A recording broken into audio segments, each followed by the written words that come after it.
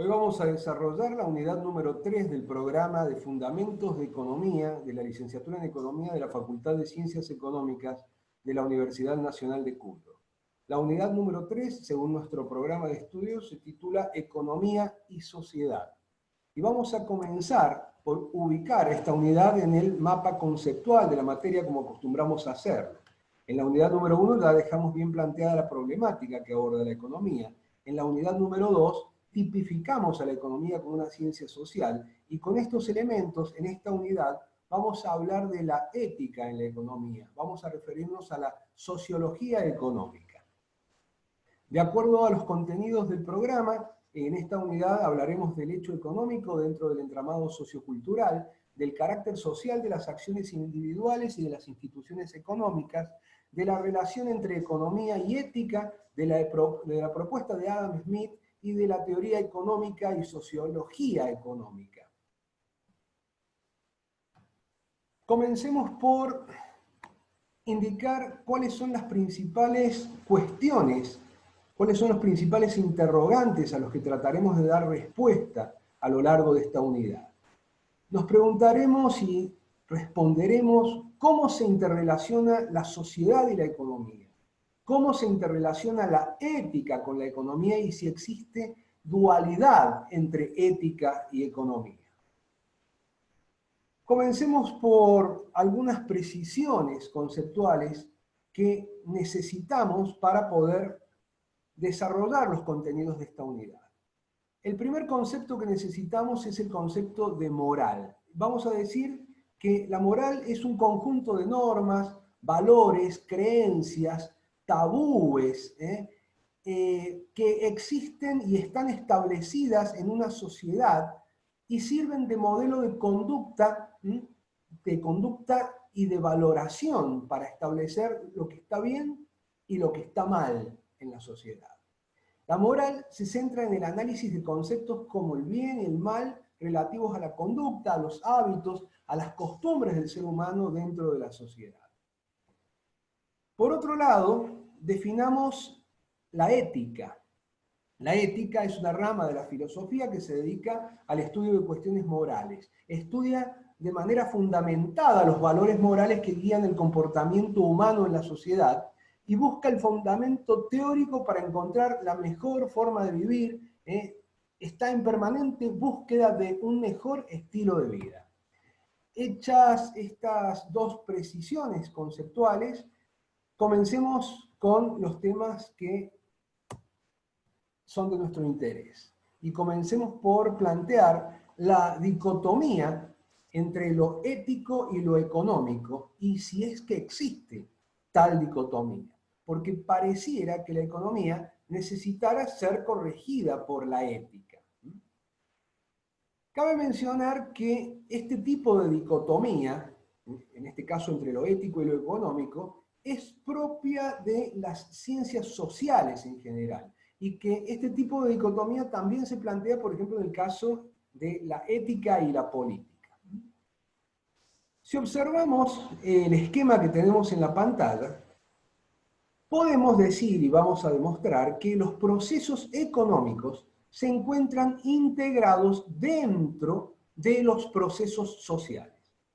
Que los fenómenos económicos, ¿sí?, las acciones económicas, las conductas económicas, generan sentimientos éticos y morales, generan normas y generan comportamientos, y que a su vez los sentimientos éticos y morales, las normas y los comportamientos influyen en los fenómenos económicos, en las acciones económicas, en las conductas económicas. Los mercados y los fenómenos económicos dependen de y a su vez influyen en los sentimientos éticos y morales, en las normas y en los comportamientos. Esto va a ser fundamental para comprender los temas que continuaremos abordando. Tenemos un ejemplo de lo que acabamos de mencionar y sigamos a Titmuss, quien en el año 71 plantea la influencia de la economía en las convicciones morales.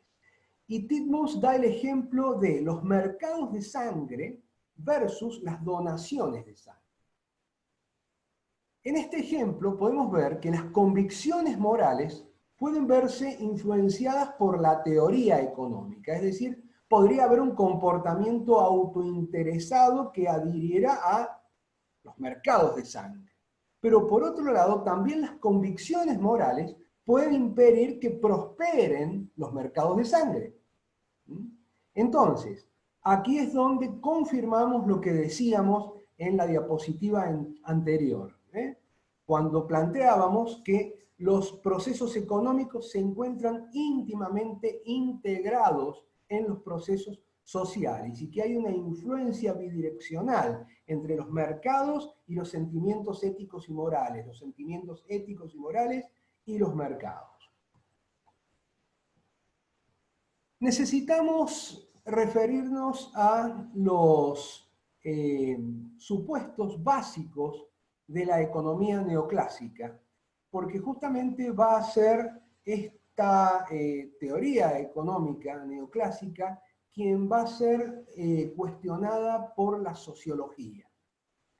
La economía neoclásica tiene una orientación dominante dentro de la ciencia económica, es lo que llamamos la ortodoxia dentro de la ciencia económica. La economía neoclásica se focaliza en la toma de decisiones buscando la eficiencia y asume supuestos simplificadores sobre el comportamiento y dice que las elecciones son de tipo racionales. La economía neoclásica modeliza el comportamiento humano como racional ante cualquier tipo de estímulo económico y trata de obtener el mayor beneficio con un esfuerzo mínimo. Hace referencia a lo que más adelante en unidades subsiguientes veremos como el Homo economicus. La economía neoclásica plantea respecto de la interacción entre individuos que la misma es neutral en términos de valores. Y dice que la sociedad funciona como un sistema de egoísmo autoordenado. La economía neoclásica se limita a abordar la lógica funcional del sistema de mercado y tiende siempre a formalizar matemáticamente todo lo que propone. Las influencias sociales para la economía neoclásica podrían ser consideradas como un mero ruido perturbador. ¿Cuál es la crítica que le hace la sociología a la economía neoclásica, cuyos principales supuestos o puntos de partida acabamos de mencionar? La economía, según la sociología, es una compleja práctica social en la que se ven implicados necesariamente valores, normas e instituciones. No siempre el ser humano actúa de manera racional, porque también el ser humano es emocional. La economía no puede entenderse de forma ajena ni neutral a los valores. Entonces se hace necesario incorporar consideraciones sociales y éticas al análisis de los procesos económicos. Se hace necesario incorporar valores, emociones, normas, instituciones, consideraciones sociales en general y consideraciones de tipo éticas. Continuemos con esta crítica de la sociología a la economía y presentemos lo que enuncia Anderson y luego también lo vuelve a pronunciar Sayer en el año 93, el primero en el año 2004, el segundo. Estos autores dicen que las fuerzas del mercado son de naturaleza social y que tras toda valoración económica, detrás de toda valoración económica, subyace una valoración moral. El hombre no solo se comporta de un determinado modo porque tiene miedo a un castigo. El hombre, en su comportamiento, refleja además consideraciones como que lo que está haciendo es correcto o como que lo que está haciendo además puede beneficiar a otros. Esto lo plantea muy bien Pena López en su artículo del año 2011. Entonces, sin prestar atención a la dimensión moral, ninguna forma de relación social es abordable. ¿Qué ocurre cuando la actividad económica se vuelve más compleja? Mientras más compleja sea la actividad económica, mayor va a ser la importancia de resolver problemas como el marco moral. ¿Y a qué nos referimos como el marco moral? Toda actividad se soporta sobre la exclusión de ciertas posibilidades y bajo presupuestos y normas compartidas por los agentes, es decir, un marco moral. Así lo define Calón en el año 98. ¿Bien? Entonces va a ser importante resolver otro tipo de problemas también más complejos, mientras más compleja sea la actividad económica. Dijimos el marco moral, los derechos de propiedad, definir reglas de juego claras, permanentes, estables, normas, responsabilidades y limitaciones a la acción económica para que la misma funcione de manera ordenada. Tratemos entonces de ubicar al hecho económico dentro del entramado sociocultural. Los hechos y las acciones económicas, las conductas humanas, están íntimamente vinculadas a elementos de carácter emocional. Las acciones económicas responden a consideraciones de carácter social, a consideraciones de carácter emocional y no únicamente a consideraciones de carácter racional. Las influencias sociales no pueden ser consideradas, como lo planteaba la economía neoclásica, como un mero ruido perturbador. Los hechos y las acciones económicas están necesariamente integradas al entramado social en el que ocurren y deben ser regidas por instituciones sociales responsables. El carácter social de las acciones individuales amerita que existan este tipo de instituciones y que estas instituciones velen por la ética de las acciones individuales. ¿Cuál es el carácter social de las acciones individuales? Weber plantea que el comportamiento económico de los individuos no puede analizarse en forma aislada del comportamiento de otros individuos. Las conductas de los hombres deben ser observadas en el marco de redes de relaciones. Estas redes de relaciones ponen de manifiesto la influencia de las interacciones entre individuos. Es decir, que desde una perspectiva sociológica, las acciones económicas no pueden separarse de la permanente búsqueda del ser humano de la aprobación por parte de otros, de la búsqueda del estatus, de la búsqueda de la sociabilidad y de la búsqueda del poder. Las instituciones que rigen los hechos y las prácticas económicas deben ser sometidas permanentemente a revisión para que no dejen de observar estos fenómenos y para que se adapten a la evolución histórica de los mismos.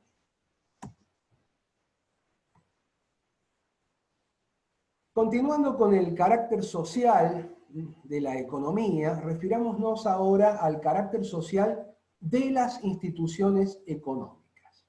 Y hablemos de lo que se ha denominado neoinstitucionalismo. Según Williamson, la ciencia económica debe abordar el estudio de las instituciones sociales. El neoinstitucionalismo no está proponiendo un paradigma alternativo a la economía, sino que propone complementarlo. Para el neoinstitucionalismo, las instituciones deben funcionar articulando los intereses individuales para evitar que desemboquen en resultados colectivos socialmente indeseables. Las instituciones deben velar por un funcionamiento ético de la economía, y las instituciones que rigen esos hechos y prácticas económicas, como bien decíamos recién, deben ser permanentemente revisadas y adaptadas para que no queden históricamente rezagadas. ¿Cuáles son los enfoques para plantear la relación entre economía y ética y ver, como decíamos en las primeras diapositivas, si existe una dicotomía o no entre estas dos ciencias? Por un lado, tenemos el enfoque funcionalista y por otro lado el enfoque de la ética correctiva. Estos dos enfoques son una manera sintética de plantear esta relación entre economía y ética. Por supuesto que hay otros enfoques, nos limitaremos al análisis de estos dos. Según el enfoque funcionalista, la ética favorece las relaciones del mercado. Percibe la existencia de una demanda de ética en las economías de mercado, y si existe una demanda habrá que ofrecer ética. El enfoque funcionalista constituye la tendencia dominante, y se ha dado un fenómeno en los últimos tiempos que ha dado el surgimiento a una nueva línea dentro de este enfoque, que es la línea de la ética de los negocios o business ethics, que plantea que el sistema de gestión empresarial está centrado, debe estar centrado en la cooperación y en el establecimiento de relaciones de confianza y de lealtad, tanto dentro de la empresa como entre las empresas. ¿Qué se le critica a esta línea de acción? Se le critica que no hay una convicción ética detrás de este planteo, o al menos hay quienes así lo consideran. Que solo se trata de una estrategia empresarial que lo que está buscando es mayores beneficios a largo plazo. En contraste con el enfoque funcionalista de la relación entre economía y ética está el enfoque de la ética correctiva. Este enfoque constituye una crítica a la economía neoclásica que hemos descrito anteriormente. Condena la lógica del mercado por considerarla absolutamente egoísta y propone la construcción de un sistema económico alternativo heterodoxo. Luego de plantear estos dos enfoques, vamos a referirnos a Adam Smith, a las críticas que se han formulado respecto de sus enunciados, y luego vamos a sintetizar la propuesta que Adam Smith realiza a la relación entre economía y sociedad, entre economía y ética, y que va a surgir naturalmente, pero solo luego de revisar su obra completa y no solo parte de ella.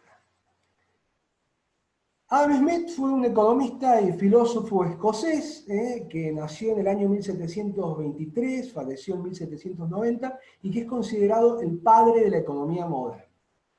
Es uno de los más grandes exponentes de la economía clásica y de la filosofía económica.